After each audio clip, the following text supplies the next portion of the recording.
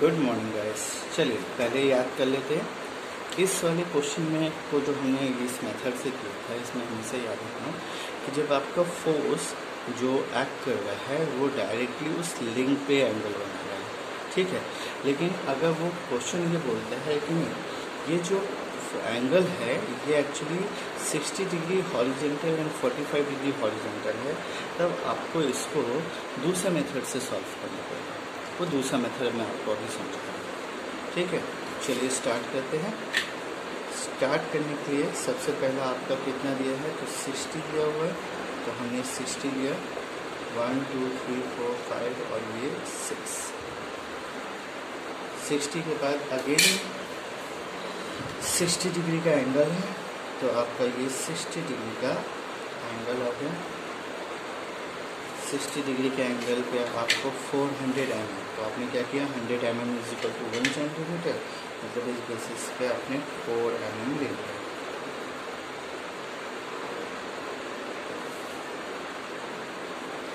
One two three four, ठीक है। 4 के बाद कितना आया, तो ये भी 40 है, 40 और 30, तो 1 2 3 4 यूनिवर्स में गया, मैंने आर की काटा, और 1 2 3 4 यूनिवर्स में गया और ठीक है। चलो अब आपको ये दोनों को ज्वाइन करना है।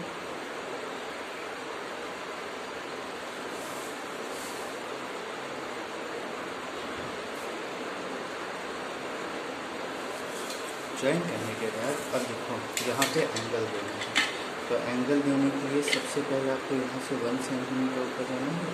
हम क्या कहते हैं, पहले 1 सेंटीमीटर, दूसरा 1.5 सेंटीमीटर, तो यहाँ से मैं 1.5 ले लेता हूँ, ठीक है। अब इन दोनों से बिल्कुल हॉरिजॉन्टल लाइन खींचना है। हॉरिजॉन्टल लाइन खींचना इसलिए है क्योंकि इस पर जो है वो एंगल जो है वो उस बीम पे नहीं बना रहा है, हॉरिजॉन्टल प्लेन पे नहीं बना रहा है, सॉरी उस लिंक पे नहीं बना रहा है। तो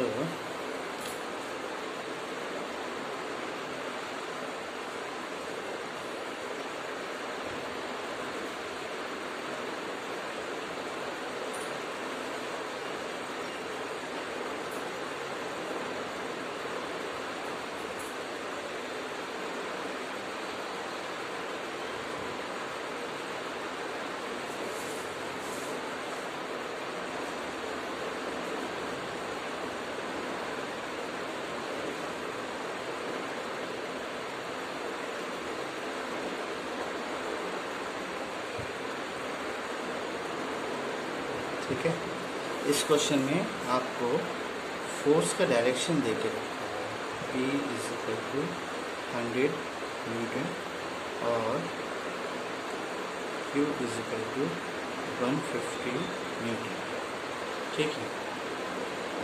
चलिए नाम दिया O1 O2, उसके बाद D C, ये पॉइंट D और ये पॉइंट E, ठीक है।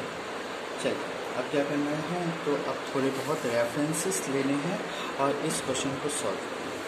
तो इस क्वेश्चन को सॉल्व करने के लिए मैं आपको सबसे पहले एक पॉइंट को याद नाम दिला दूँगा। ये पॉइंट है हमारा पॉइंट नंबर C, ठीक है। तो अब देखो जब ये और ये दोनों तरफ से फोर्स लग रहे हैं तो इस फोर्स पे आपको एनालिसिस करना पड़ेगा। तो जब एनालिसिस करोगे तो इस पर 2 टाइप्स के फोर्सेस एक्ट करेंगे, ठीक है। वो 2 टाइप्स कौन सा होगा, तो एक नॉर्मल फोर्स होगा और एक टेंजेंट फोर्स होगा। तो अगर मैं इस तरफ के एनालिसिस की बात कर रहा हूँ तो इस तरफ कौन लग रहा है, तो ये 3 लग रहा है और ये 4 लग रहा है, मतलब ये हो गया फोर्स 3 4, और 3 फोर्स ये इसका टेंजेंट हुआ, और इससे जो 90 डिग्री लग रहा है, तो मेरा ये डिस्टेंस और ये वाला जो है वो फोर्स 3 4 ये नॉर्मल हो गया। ये बात समझ में आ गई। अगर ये बात समझ में आ गई है तो अब हमें क्या करना है, अब हमें एनालिसिस करना है। तो एनालिसिस करने के लिए मैंने क्या किया, पहले ये डिस्टेंस लिया, यहाँ पर लिया और मैंने 3 सेंटीमीटर पे एक लाइन खींची,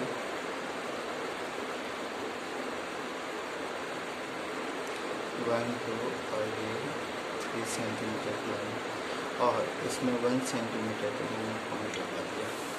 अब देखो ये वाला जो फोर्स एक्ट कर रहा है, मैं इसे यहाँ पे लगाता हूँ 45 डिग्री पे। अब मैंने क्या बोला, तो इस सी पॉइंट पे पहले नाम दे देता हूँ सी ई और ये ओ।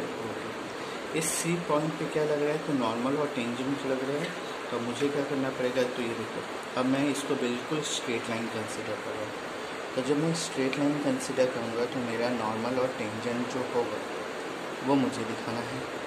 तो मेरा नॉर्मल यहाँ पे आया और टेंजेंट बिल्कुल इसके लाइन में आ गया। तो पहले इस फोर्स को बता देते हैं, ये P आया 100 न्यूटन।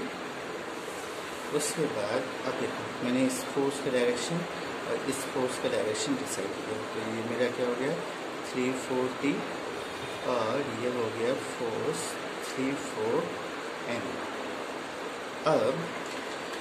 अब मुझे क्या करना है, तो मुझे एक और डायरेक्शन लेना है। डायरेक्शन कैसे लूँगा, तो मैंने क्या किया, ये डिस्टेंस लेके मैंने यहाँ पे एक लाइन खींची, सेम रूल्स के अकॉर्डिंग मैंने यहाँ पे एक और लाइन खींची और ये दोनों के बीच का जो डिस्टेंस है वो मैंने मेजर किया। तो ये समथिंग अप्रॉक्स 8 है, ठीक है। तो अगर मैंने इसको नाम दिया ए, तो ए की वैल्यू कितनी आई, तो 8 mm लगा दिया। अब मुझे क्या करना है, तो मुझे मोमेंट निकालना है। तो सबसे पहले मैं निकालता हूँ मोमेंट और पॉइंट O2, ठीक है। तो अगर O2 लेंगे तो O2 = 0 होगा। अब मोमेंट क्या होता है, तो मोमेंट होता है फोर्स इंटू परपेंडिकुलर डिस्टेंस। अब देखिए जब हम फोर्स इंटू परपेंडिकुलर डिस्टेंस लेते हैं तो दो ऑप्शंस हैं कि सेम फोर्सेस जो ऊपर की ओर लगे वो एक तरफ ले लें और जो नीचे की ओर लगा है वो एक तरफ ले लें। तो अब देखो ऊपर की ओर लगने वाला मेरे को दिख रहा है यहाँ पे P और उसका परपेंडिकुलर डिस्टेंस कितना है, तो वो A है।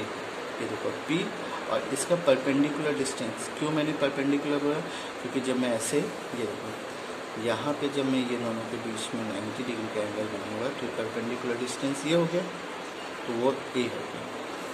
इसी तरीके से फोर्स कौन सा लग रहा है, तो फोर्स लग रहा है force 34T into perpendicular distance कितना है, तो CO2। अब जिसका परपेंडिकुलर डिस्टेंस नहीं हो सकता क्योंकि मोमेंट O2 के बेसिस पे लेना है तो उसी पे लग रहा है।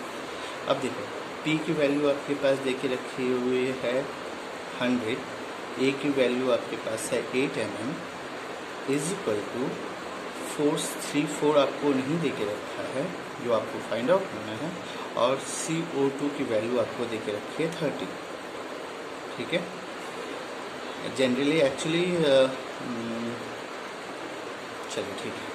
तो आपका जो फोर्स आया फोर्स 34T, ये कितना है, तो ये आया 100 × 8 / 30 और 800 / 30 और से 8 × 16 20 6 × 18.6 न्यूटन एम। ये क्लियर हो गया। अब देखो आपने फोर्स 34 निकाल लिया, अब आपको क्या निकालना है, तो इसका टेंजेंट वाला नॉर्मल वाला पार्ट निकालना है। तो नॉर्मल वाले पार्ट को निकालने के लिए अब आपको क्या करना पड़ेगा, तो दूसरे फोर्स को कंसीडर करना पड़ेगा। तो चलिए जब दूसरे फोर्स को कंसीडर करेंगे तो इसको भी यहाँ पे लेके आते हैं। ये आई थिंक आपका 40 था, तो हमने क्या किया 40 1 2 3 और ये 4 डिस्टेंस मेजर कर लिया। अब इसके बाद क्या था, तो 1.5 पे 1.5 ये 1.5 पे आपका ये फोर्स लग रहा था।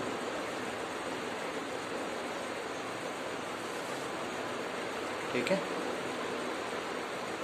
अब देखो फिर से वही रूल्स, अगर मैं ऊपर से लेके जा रहा हूँ तो मुझे क्या करना पड़ेगा, यहाँ पे और यहाँ पे ये दोनों के बीच का एक परपेंडिकुलर डिस्टेंस मेजर करना पड़ेगा। दूसरा, ये जो लाइन है वही सेम रूल्स, सी पे जो आएगा तो यहाँ पे कौन सा फोर्स लग रहा है, तो परपेंडिकुलर, नॉर्मल और टेंजेंट दोनों फोर्स निकालूंगा। तो मैंने यहाँ पे और यहाँ पे नॉर्मल और टेंजेंट लिख दिया। अब जब मैं नॉर्मल और टेंजेंट लिखूँगा तो मेरा ये हो जाएगा और ये हो जाएगा, और ये फोर्स Q की वैल्यू आ जाएगी 150 न्यूटन। ये फोर्स, अब देखो मैं इस तरफ क्यों लगा रहा हूँ, अब कौन सा फोर्स आया, जैसे मैं इस तरफ चल रहा था तो ये 3 से 4 पे था, लेकिन इस तरफ जा रहा हूँ तो वो क्या हो जाएगा, 4 से 3 हो जाएगा। तो आपका ये फोर्स आया 4 3 नॉर्मल और फोर्स 4 3 टेंजेंट। ठीक है, अब जब मेरे को यहाँ पे डिस्टेंस मेज़र करने की बारी आएगी तो मुझे, अब देखो इसे मैं B नंबर दे दूँगा तो ये मुझे B पता चल जाएगा। सेम रूल्स एक सेकेंड, चलिए ठीक है। अब यहाँ पे एक और चीज़ आपको ऐड करनी है। ऐड क्या करना है, तो जब मैं यहाँ पे देखूँगा तो ये मुझे पता चलेगा कि ये दोनों स्ट्रेट लाइन नहीं है, मतलब आपका कुछ डिस्टेंस जो है वो यहाँ पे भी मेज़र होगा।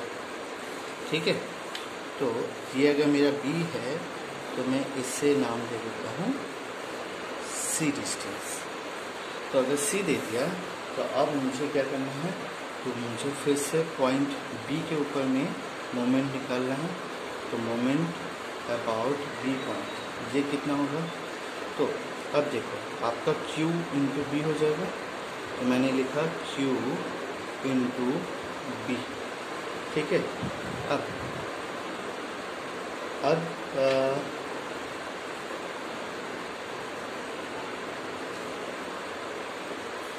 ठीक, Q इंटू B हो गया। उसके बाद प्लस F43 T इंटू, अब देखो ये दोनों के बीच का डिस्टेंस, क्योंकि इसका परपेंडिकुलर ये हुआ तो ये परपेंडिकुलर हुआ C। अब माइनस, देखो ये ऊपर की ओर गया था, ये इस तरफ की ओर आ रहा है, इसलिए इसको दोनों को ऐड किया, ये नीचे की ओर जा रहा है अपोजिट डायरेक्शन में, इसलिए ये फोर्स।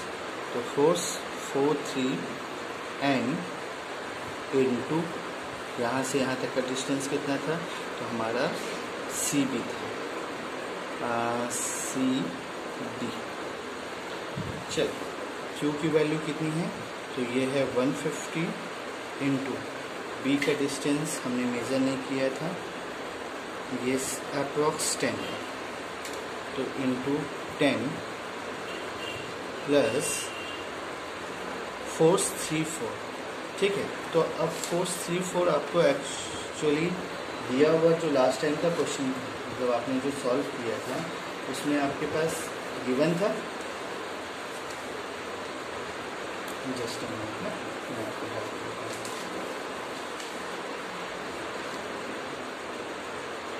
ठीक है, तो फोर्स 34 कितना है आपका 26.6, तो ये आया 26.6 इंटू, अब ये दोनों के बीच का डिस्टेंस कितना हुआ, तो ये हुआ 4, तो इंटू 4 इज इक्वल टू, अब मैं ये माइनस को उस तरफ लेके जा रहा हूँ ना, तो ये कितना होगा, तो फोर्स 43 ये आपको नहीं पता है, इंटू अब CB की वैल्यू कितनी थी, तो ये वैल्यू आपके पास 40 है, तो अपनी 40। ठीक है, अब इसको आप जब सॉल्व करोगे तो इसका जो आंसर आएगा वो आएगा 43N इज इक्वल टू, ठीक है, आपका आंसर आएगा ये हो जाएगा 1500 प्लस 26.4 सॉरी 26.6 इंटू 4, ये हुआ 106.4 प्लस 1500, ये हो गया 1606.4 डिवाइडेड बाय 40।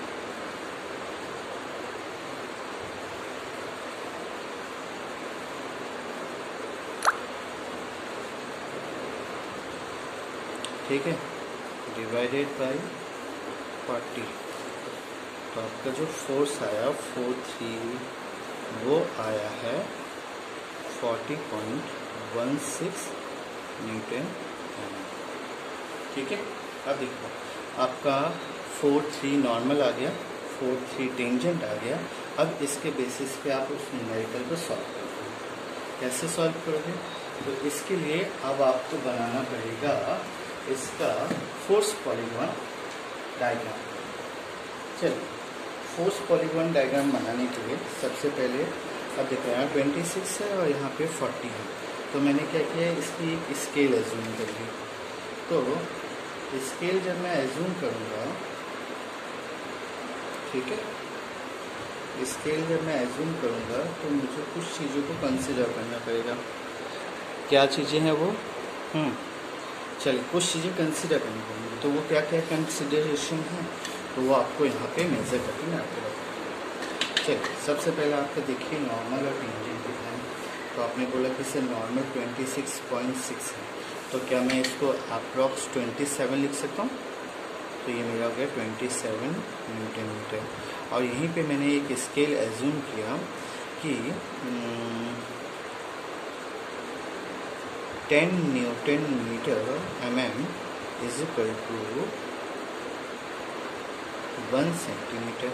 तो ये 2.7 के हो जाएगा, मतलब 27 के लिए 2.7 हो जाएगा। और ये अप्रॉक्स हो गया 40 न्यूटन मीटर के, तो मुझे 40 के लिए इसमें। तो मैंने क्या किया, एक बिल्कुल स्ट्रेट लाइन, मतलब इसका रेफरेंस लेते हुए ऊपर गया और यहाँ पे पहले मैंने 2.6 1 2 और ये 2.6 की लाइन खींच दी। अब ये सर इसी के नॉर्मल, मतलब आपको इसी के टेंजेंट आपको एक लाइन खींचनी है। तो ये लाइन कितनी होगी, 1 2 3 4 सेंटीमीटर की आपको लाइन खींचनी। अब आपका जो ये लाइन है, ये जो आपने क्यू पॉइंट पे इंक्लाइन किया था, मम्मी बाबू कौन आ, ठीक है, वो लाइन खींचा था, वो लाइन को आपको यहाँ पे लेके आना है और इंक्लाइन करना है। तो ये जो पॉइंट है, ये पॉइंट आपका बताएगा, यहाँ पे स्पेस रिस्ट्रिक्शन है, इसलिए मैं इस चीज़ को इसके अपोजिट डायरेक्शन में बना रहा हूँ। ठीक है, अच्छा, यहाँ पे एक और करेक्शन है। करेक्शन क्या है, यहाँ पे आप ऑब्जर्व करो कि ये आपका न्यूटन था, ये आपका mm था और ये आपका mm था। ठीक है, mm से mm कैंसिल हो गया, आपका केवल न्यूटन बचा है। ठीक है, तो ये आ गया 27 न्यूटन। तो आपने क्या किया, 10 न्यूटन को 1 सेंटीमीटर लिया, तो इस बेसिस पे आपका ये आया 2.7 सेंटीमीटर और इसी तरीके से ये आ जाएगा 4 सेंटीमीटर। ठीक है, तो आपने ये 4 सेंटीमीटर बना के रखा हुआ है और इसी के पैरेलल में 2.7 बनाऊंगा। तो 10 20 और ये 27 हो गया। अब ये वाला जो फोर्स लग रहा है ना, ये मिस्टेक है। चलिए, इस चीज़ को मैं यहाँ पे दोबारा बना लेता हूँ। तो जब मैं दोबारा बनाऊँगा,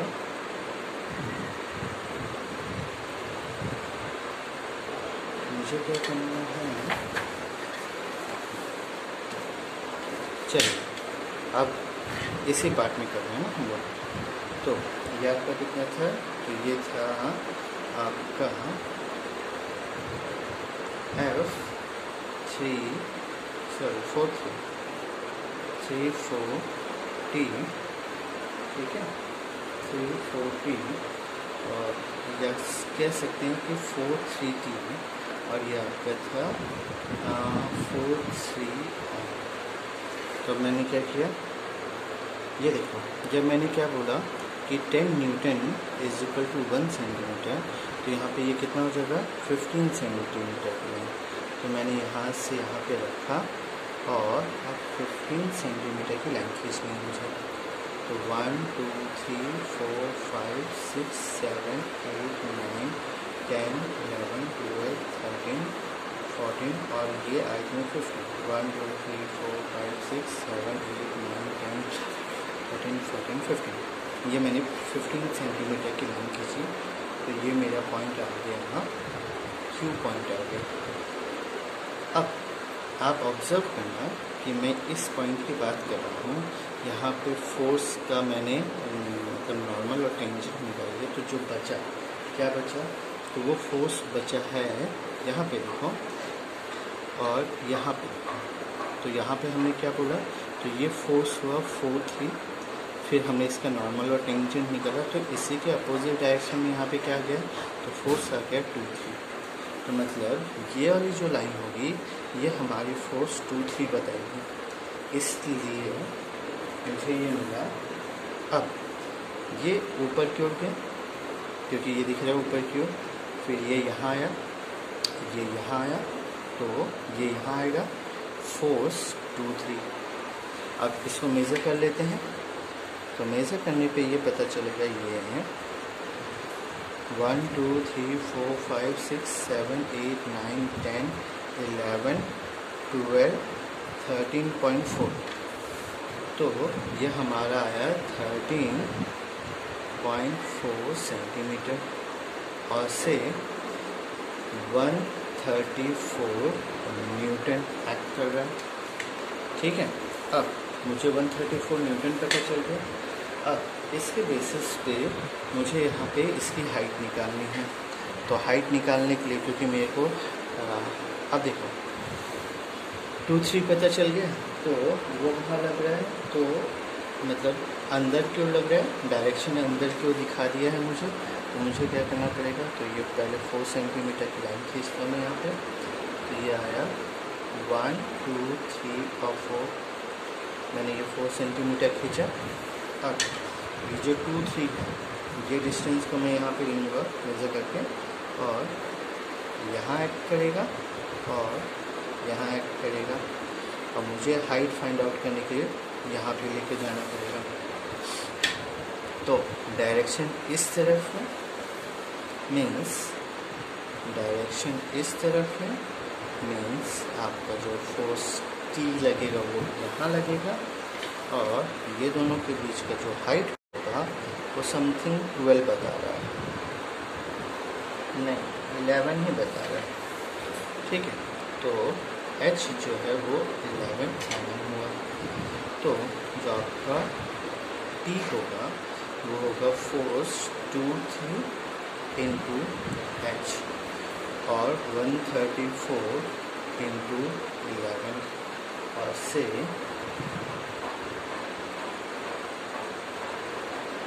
134 into 11 is equal to 1474 newton mm, और मतलब T इज इक्वल टू हो गया,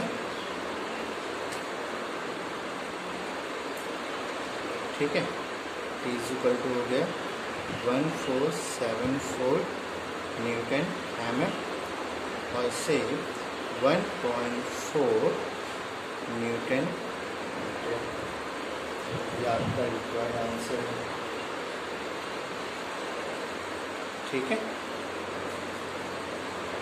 चलिए फिर इस न्यूमेरिकल को आप 1-2 बार प्रैक्टिस करिए, उसके बाद फिर हम नेक्स्ट लेक्चर में मिलते हैं, तो वहाँ पे इसको और अच्छे से 1-2 क्वेश्चन सॉल्व करेंगे। ठीक है,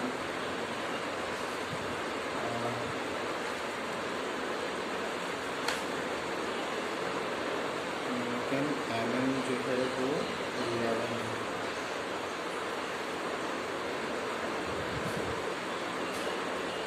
ठीक है, यहाँ पे थोड़ा सा मिस्टेक दिखा रहा है, लेकिन आप इसको सॉल्व करिए और उसके बाद अगर कोई प्रॉब्लम आती है तो फिर मुझको कॉन्टैक्ट करिए।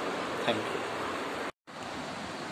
ठीक है, आप यहाँ तक आ गए, उसके बाद ये वाला पार्ट गलत है एक्चुअली। अभी आपको एक बात याद रखनी है कि आपका जो क्वेश्चन गिवन था, जो ये देखिए ब्लॉक डायग्राम बनाया था, इसमें लिखा हुआ था 600 mm। तो हमने क्या कंसिडर किया था कि 100 mm is equal to 1 centimetre. यह हमारा एजम्पशन था। तो इस एजम्पशन को एक्चुअली हमें जब T1 और T2 फाइंड आउट किए थे, सॉरी फोर्स निकाले थे, उसी समय उसे पुट करना था, लेकिन वो उस समय नहीं हुआ। कोई बात नहीं, अभी आप ये चीज़ यहाँ पे पुट कर सकते हो। तो पुट करने के बाद आपको क्या करना पड़ेगा, तो यहाँ पे जो आपने एजम्पशन लिखा था वहाँ पे मल्टीप्लाई बाय 100 कर दीजिए, तब ये एक्चुअल में आपका न्यूटन mm में आएगा। और फिर ये आ जाएगा 147,400 newton mm means 174.40 newton metre. ठीक है, एक्चुअली जब हमने यहाँ पे ये निकाला था, मतलब कौन से की बात कर रहा हूँ, तो फाइनल F43 नॉर्मल और टेंजेंट निकाला था, उसी समय हमें ये ऐड करना था, लेकिन बाय मिस्टेक वो रह गया था। तो आप इसे लास्ट में कैलकुलेट करके निकाल सकते हैं। ओके, एक बार खुद से प्रैक्टिस करिएगा और ये गलती रिपीट मत करिएगा। Thank you.